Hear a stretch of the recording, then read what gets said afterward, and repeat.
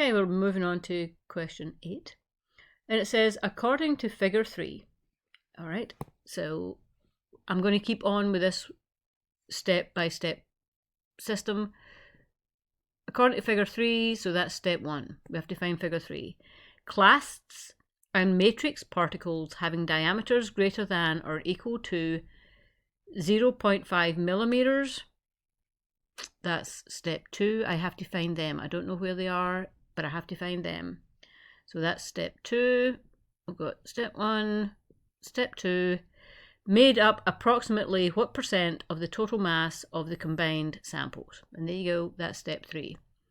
The other questions in this all were 3 steps as well. And we're going to follow the same procedure and just do one step at a time and we'll come up with the answer. So it says according to figure 3. So we know that figure 3 is on the right hand side down the bottom, and I'm going to enlarge it so that we're just going to deal with that one. So figure 3 is here. Step 1 is complete. Clasts and matrix particles having diameters greater than or equal to 0.5 millimeters. All right. This is where the ACT gets a little tricky, and this is where, having practiced a lot of official ACT questions, this is where it comes in really useful. Because remember when we did the question before, number 7, and we had to do the difference.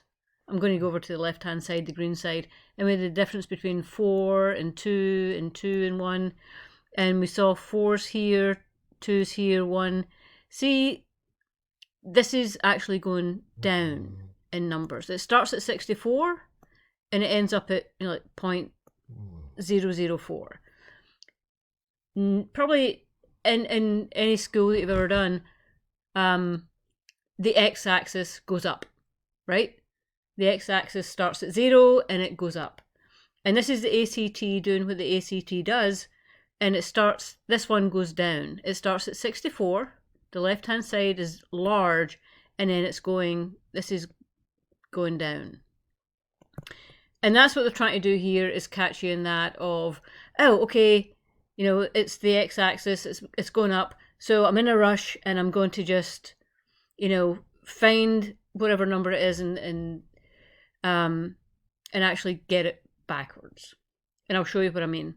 So we've got class and matrix particles having diameters greater than or equal to 0.05. So here's 0.05 right here, right?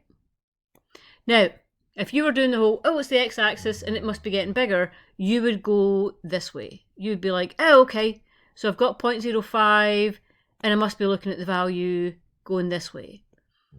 No, the values are getting bigger this way.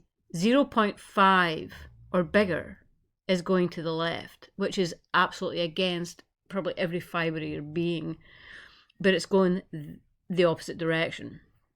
But anywho, we've found greater than or equal to 0.5 are these values here, right? It's going that way. Made up approximately what percent? So this is number 3, the third step, what percent? And I've kind of murdered that by putting too many green lines, but what percent of the total mass?